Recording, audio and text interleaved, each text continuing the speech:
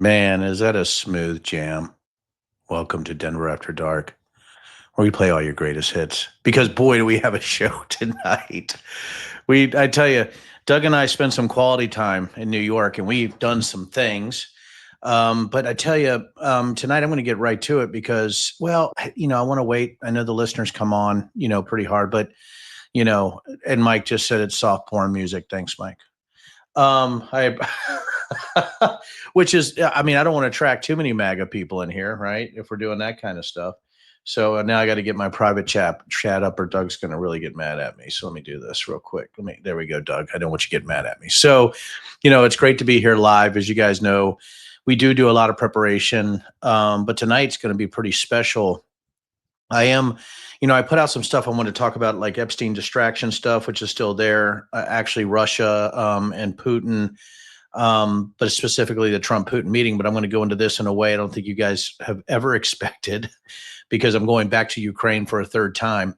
And I think that's really what I want to talk about too, is what that looks like, right? And what I have to do and what I actually I would say experience.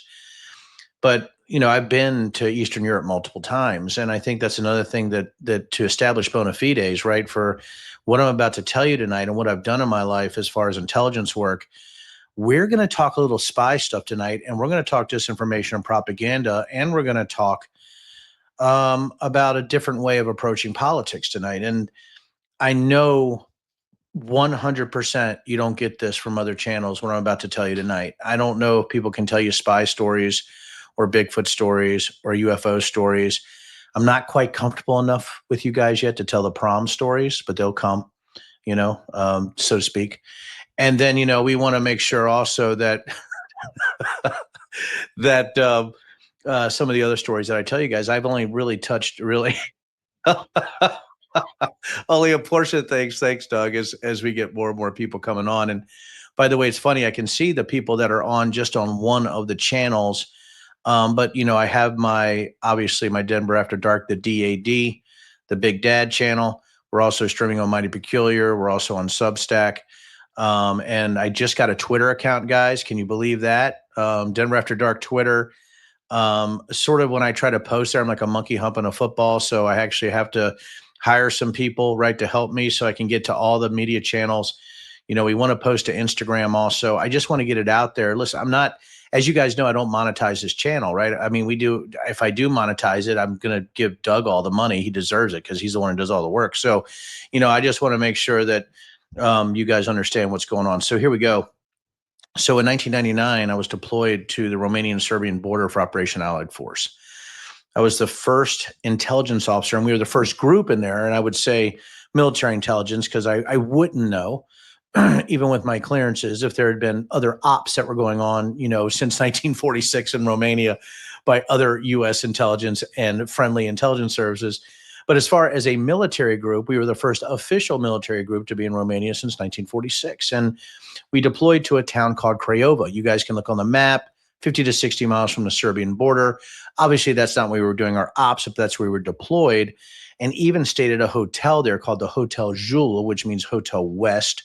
I think it's still there. I was looking at Google Maps the other day, wondering if I should take my wife, to Romania, to go through Romania and Hungary to the Serbian border where I was, show her everywhere, all the places that I'd been during those ops. So anyhow, I was there, and my job, we were actually using a huge thing called a TPS-75 radar, but I was also doing human intelligence. I was doing electronics intelligence, but we were sort of modeling the battlefield for missions that were going on in Serbia and Kosovo.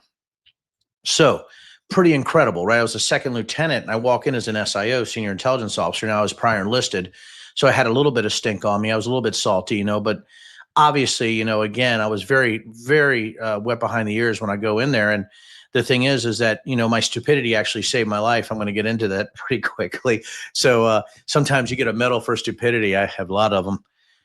So anyhow, I the first few days were pretty incredible. It was supposed to be a top secret mission. I remember we landed in the morning in a C-130 about 0300. It was 3 a.m. I remember us landing, and it was supposed to be top secret. And when we landed lights out. So we landed lights out in the border, and on a third, like a third world runway. I remember coming into Craiova, we're like, oh my God. I mean, We thought the flight was dangerous. We came in a storm. It was bumpy. We had a lot of turbulence. Come in, hit a third world runway. I think we hit every pothole, with the C-130.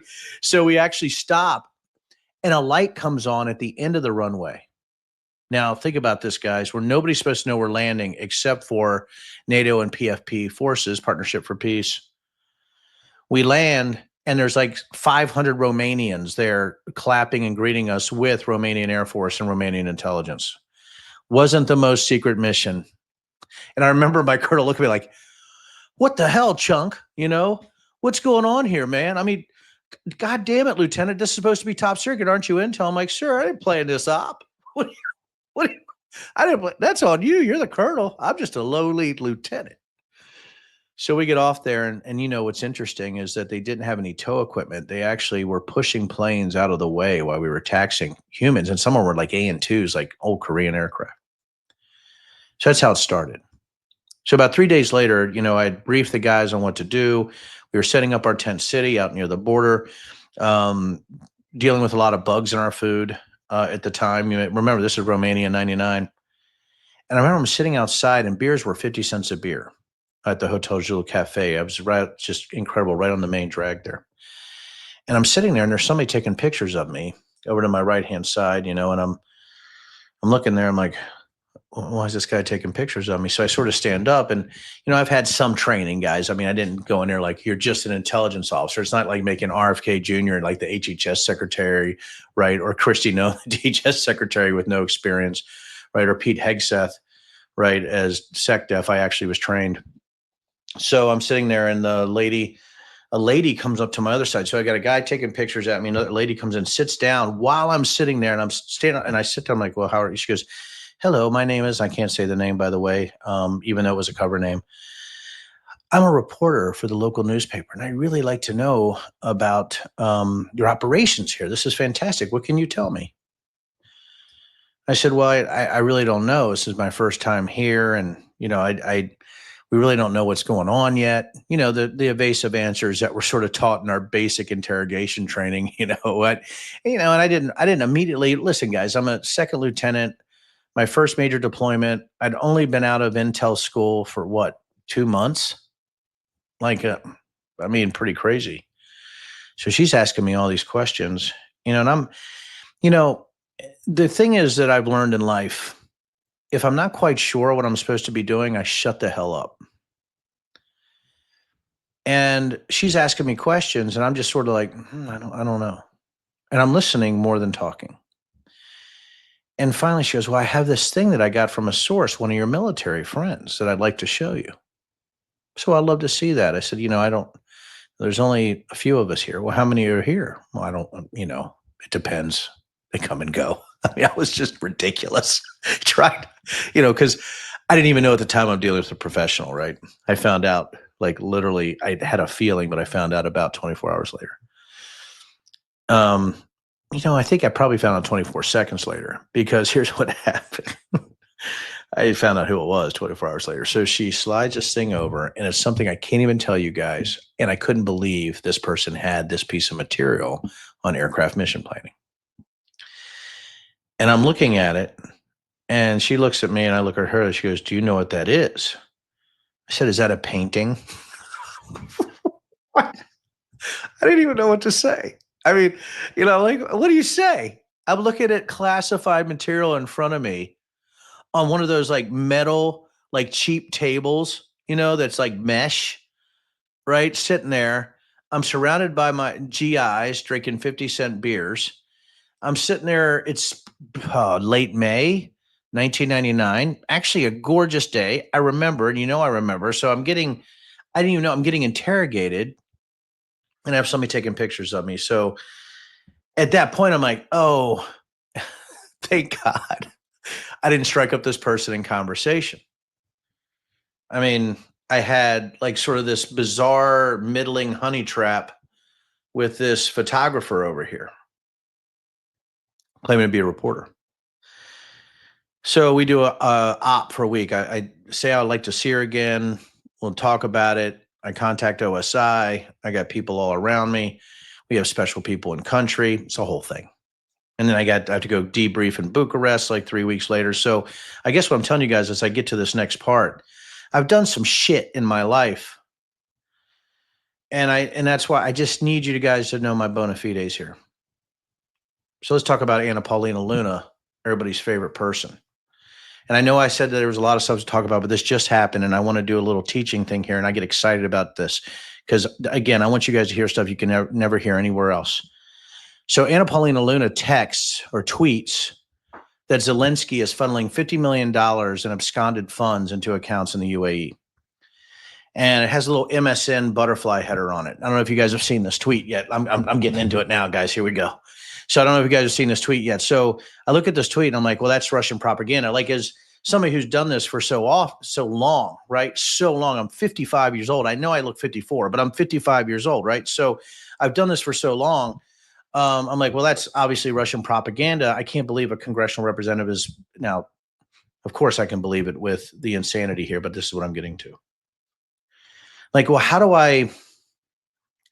First, I put out a tweet saying it's Russian propaganda. Then I'll put it all on top of it. Why? Because it's like a teaching point, but nobody cares, right? Because they're either complicit or they're unwilling to learn. They're ignorant. They're crazy, but they're pro-Russian shills at this point. Because if you post something like that, that's coordinated right after the Putin meeting, the Putin-Trump meeting, this is a coordinated, most likely a coordinated NRCC, right, or RNC type of thing. And think about this, guys, what I'm about to tell you, because I'm saying this in a very even voice. You guys know I don't yell, I don't scream.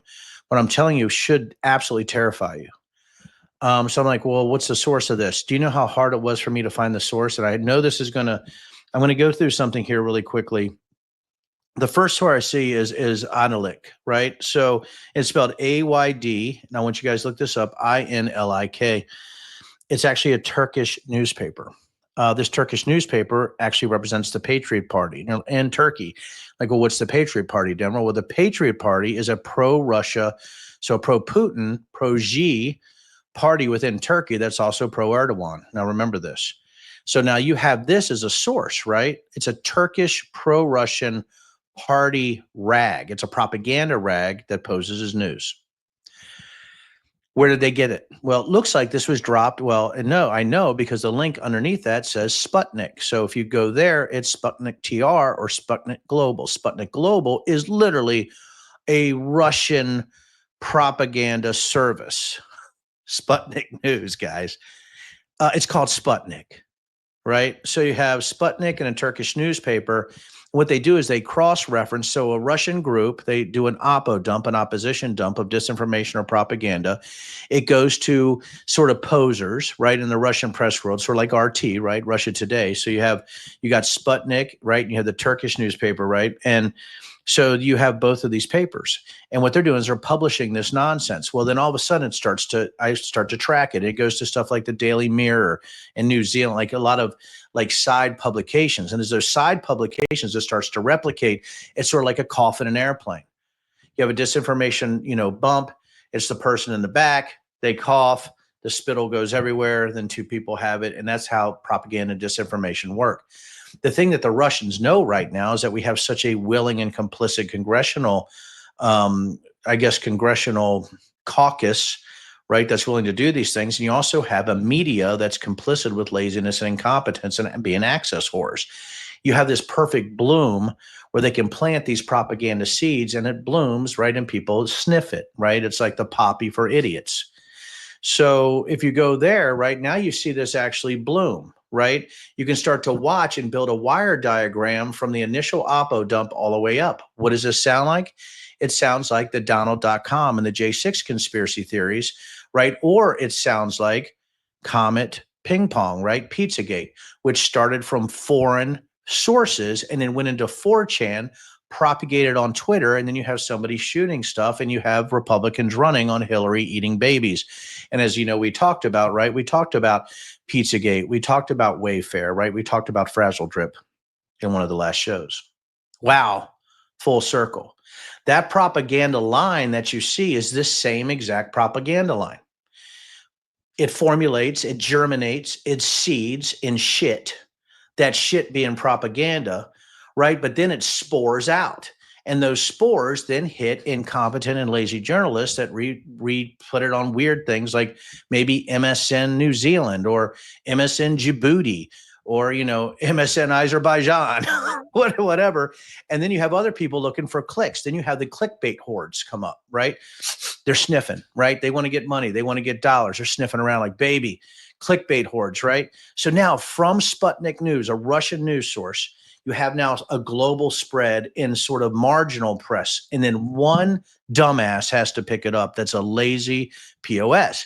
That lazy POS is going to be a journalist looking for clicks, goes to an editor and say, look, I have 17 sources telling me that Zelensky, right, is funneling $50 million a month or whatever to the UAE. Think about what I'm telling you. By the way, when we used to oppo dump, I'm going to teach you guys a lesson. They said that you have 4 sources. They can actually double count sources depending on what they give you. And I can go into that in another show. So sometimes when they say 4 sources, it's only 2. And if they say 2 sources, it's only 1, depending on how they count sources.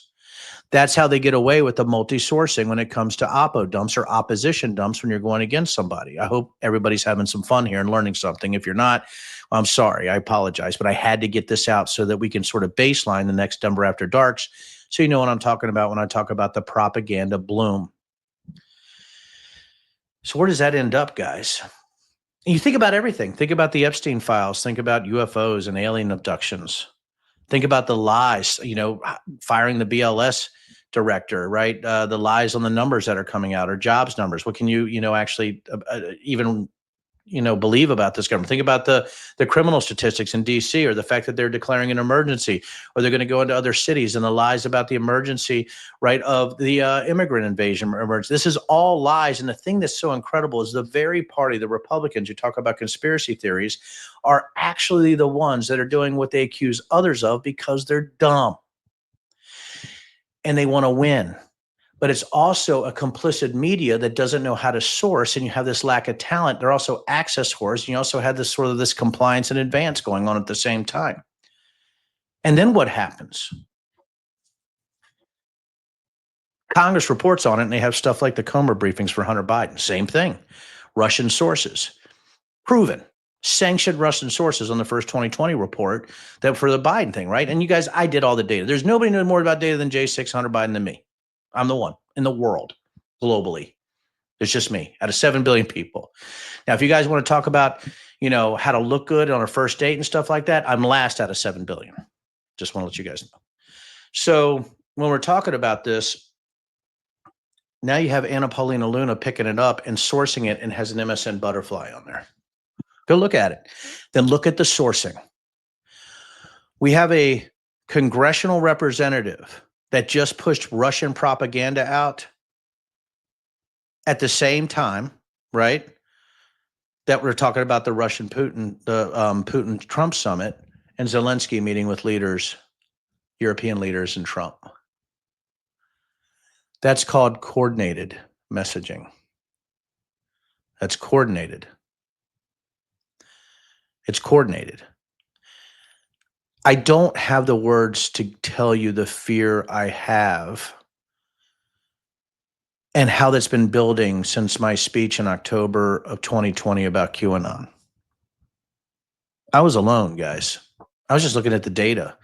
When you're looking at, Facebook and private channels, and you're looking at the Donald, and you're looking at 4chans, you're looking at all the chans, you're looking at encrypted message boards, and you're seeing like, we need to kill law enforcement. We need to kill Congress. The storm, as you guys know, in QAnon circles, the storm was actually to take elected representatives out and try them for crimes or execute them.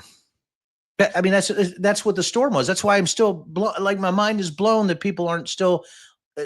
January 6th was a coup attempt. It's so obvious. I saw the data, and I think maybe I need to re-release the Meadows text, but it's so obvious. And then I see all of it encompassed in Anna Paulina Luna's weirdly timed and coordinated tweet on Zelensky embezzling money and sending it to the UAE. Now, I do business in the UAE sometimes. I'm all over the world, as you guys know. Poland, Moldova, Ukraine, Abu Dhabi, right? I'm going to London to speak to some royalty folks in October, right? I'm everywhere, right? As you know, I'm the world's most successful one-term congressman. So, so you have all this happening, right? But what you're talking about with Luna is so dangerous because this is spread over an entire ecosystem. And I think it's time to make a jump. I think it's time to make a jump from resistance politics to confrontation politics. Me and Doug had an incredible conversation about this before. And he said, Denver, well, what do we do? Right? I mean, if you're seeing this coming, and I tried to warn in December of 2020, if you guys watch my December 10th, 2020 speech on the floor about, fantasy creating violence, this is the thing that scares me more than anything is that we're going to have people who believe that aliens are in the Bible, or they believe that there's supernatural wizards talking to them, or they're getting direct, prophecy in their foreheads. Or you have people who believe in interdimensional beings, or people who can't source, or people who are incompetent, people that are stupid, people that are ignorant, people that are sort of infected with credulity, making decisions for all of us. And I telling you right now, stupidity is terminal. Stupidity is terminal. And if we don't get our arms around this, we're in really big trouble. We're in huge trouble now. Our institutions are already crumbling. There is no global engagement center. The GEC was disbanded by President Trump. Do you guys know what the GEC was? The GEC was the one who tracked foreign disinformation and subversive information that tried to destroy American institutions from foreign governments. GEC is gone, right? A lot of our foreign government systems are gone. I don't know what to do. As somebody who's been in the intelligence business, you have to have a framework of protection, not just physically, but digitally. Free speech is an incredible thing. First Amendment is an incredible thing, but foreign actors shouldn't be allowed to manipulate the entire ecosystem, especially when that ecosystem leads to violence. What is confrontation politics? I was telling Doug, I always saw resistance politics as we're still trying to give grace, right? There might be a 1% to 3% that we can pull back over to us. I think confrontation politics is something completely different. I think you never allow stupidity to go unanswered, whether you're in your crowd or anything. It's uncomfortable and it's awful. But if somebody comes up to you and says that, the Ukrainians are Nazis, that's why we need to support the Russians, you need to chop that narrative off, right? You need to bring a 1,000,000-pound shit hammer to every fight. That's all there's no way to get across for them. I was at the Dropkick Murphys concert, right, on Saturday night. Oh, last night. Yeah, it's been 24 hours of fun. I spent all day with Ken, right? Lead singer, incredible. Mike Fanone and I were there, right? And Mike's there. And so it's me, Mike Fanone, a bunch of Ukrainian friends, and me and Mike are talking. And, we had a great discussion sitting there, eating with the crew. I got to, eat with the band and the managers. Just a fantastic time. They had a great arcade back there. It was great. Me and Mike, came to the same conclusion. We're beyond trying to persuade people to come over to reality. That's gone. So and Mike and I, we've been talking a bit, and if that's gone, what do? You have to mobilize the sane and the rational. And what scares me too, and you guys know we'll have another talk about this, you don't want to go so far over, right, when you're trying to mobilize that you give into conspiracy theories on the other side, because then it can get really hairy and very, very crazy. You have to be confrontational on the sane side. Your reality, guys, has to meet the energy of the insane. So in that vein, Doug wrote this great song. So when we're talking about politics, right, when we're going from, the confrontational or from the resistance to confrontational, and I think that's where we need to be. There comes a time where you can use humor as your shit hammer, right? But you can also use somebody very talented, right, like Doug, to help with music and lyrics and an idea that we had. And then you need an incredible David Lee Roth type of frontman for this type of music, right? Has, fairly decent voice, but can do the splits in the air and, does not wear, plastic butt cheek pants. Like, I'm not going to do that. But so that's right. I'm now, I'm Denver Lee Roth, DLR, right? So Denver Lee Roth. So we have a little bit of song. It's on Spotify. We released it. And after this, I hope that I helped. Doug's probably like, Dan, I love it when you get into these rants, right? Because I have a lot of knowledge that I want to just just in part because if you're listening to me, you're actually genius IQ, right? I'm kidding. But, there's so much, but really what it comes down to is everything you have to assume that everything that comes from the administration at this point is a lie or propaganda driven based on ignorance or credulity. That's the baseline that you have to accept whatever you're seeing until you source it. And everybody listening to me needs to attack, right, the Luna text. Please, everybody on here, go see what I'm talking about. Go look at the sourcing line. And I hope this helped all of you. I really do. And let me know in the comments if it did help you or any questions that you have on it. So, by the way, we're going to play the first part of the video. The whole song is actually available on Spotify. I'm very excited. I think we're going to do an album. Doug and I have talked about writing an album. Because of the brilliance of this song. And because if we're this brilliant, I mean, can you imagine the follow on, right? This is like the first Jaws, guys. I mean, it's that good. So here we go. Now, I can't play the whole video because I got a lot of issues coming at me right now. So we will release the whole video at some time, but we're going to play the first part. And then I think, Doug, we can keep the song going, right? So it's not long. It's a short song. So if you guys are ready for the world premiere of Denver Riggleman and the Scullies, I think Doug is ready to play the song. Doug, rock. Hey, Dollar Tree Nazis, get your military off our streets, and your dumb skinhead fashion, you unfuckable spastics, your recycled douchebags. Hey, Dollar Tree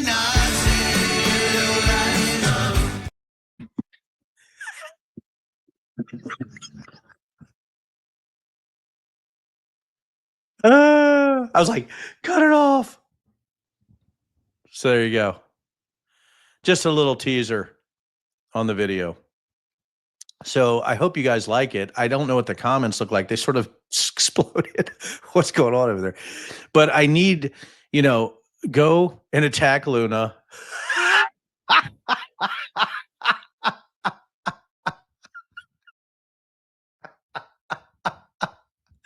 Thank you. Thank you very much. Bee's Knees goes, wow. I'm like, I don't know what that wow. Is that a sarcastic wow? That's awesome. Good. I love it. Me too. Guys, go to Spotify. I need you to spread it around the world.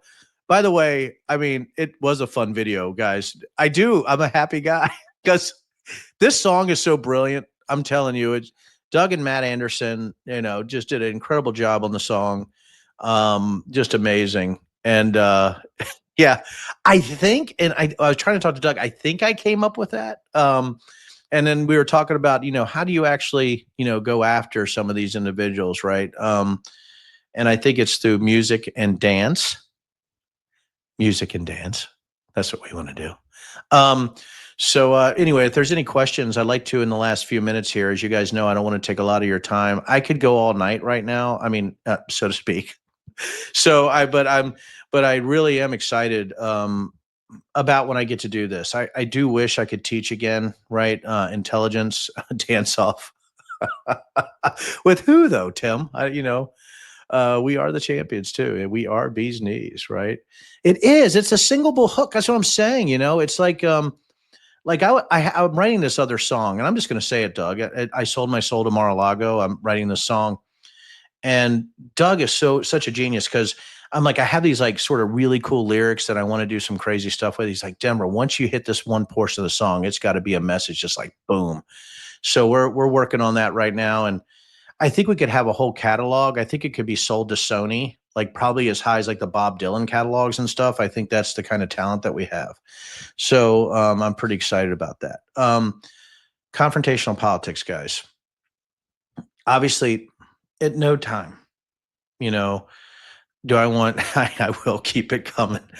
At no time listen, this thing that scares me the most in this country is political violence. When you have 400 million plus guns in this country. And when you think about J6, right, the number of veterans and law enforcement that were involved, there is an asymmetric imbalance, right? When you're talking about people that are specially trained for certain types of activities in the military, right? They're force multipliers. And it could be, you have military violence, you have people that are trained, you have militias. right? You have rural, suburban, and urban warfare, right? It's just awful. And I think the thing is, okay, it's okay to be sane. It's okay to be rational. It's not okay to cede ground to somebody who's insane at a party or something like that, where their sneeze can infect other people. The mask is sanity and rationality. And I'm imploring everyone, for the love of God, please don't allow stupid to go unchecked. It can't anymore, ever, wherever you see it. We're not going to be able to fight the propaganda channels like X because well, let's be honest, it's promoted beyond where reality and sanity can be. Blue sky, great, but it's becoming an echo chamber on its own. There's something about the one-on-one confrontation that can really do things. The issue that you have, though, is that the far right is so much better at confrontational politics. I love the comment we got, right? Because I know I did it. I was really good at it. How do you guys think I won in a blue wave? If I went and told you how we did that, you'd be appalled. Now, did they hit first by accusing me of Bigfoot erotica? Yes. Yes, they did. No, don't come in here with that, because I'm a disinformation expert. I remember telling my consultants I was going to run a clean campaign, and they laughed. And then literally the day after I released an anti-white supremacy editorial, I was accused of being a Bigfoot eroticist. I'm like, what? All right, let's go. Man, you got the horns on that one. So Doug, I don't know if we have anybody who wants to jump in with a question before I end Denver After Dark. I had so much fun. I hope you guys spread this song across the world. Maybe one of the most brilliant songs ever. Doug, are we good? I can see in the camera. You got anybody? All right. So we are going to wrap it up. Nothing but love with everything. So we are going to close with the entire song. I hope everybody's ready. This is the greatest thing ever. This is like the premiere of Johnny Carson. What, Doug? Why would he even come up with that? What does that even mean? Or this is like it's like the first Game of Thrones episode where you actually thought it would end well, like with competent writing. So here we go. We're going to play the song, then we're out. I love everybody. Listen, we have a Denver After Dark email. Please, you guys know you can contact me, Cletus, Tim, all you guys know I'm there.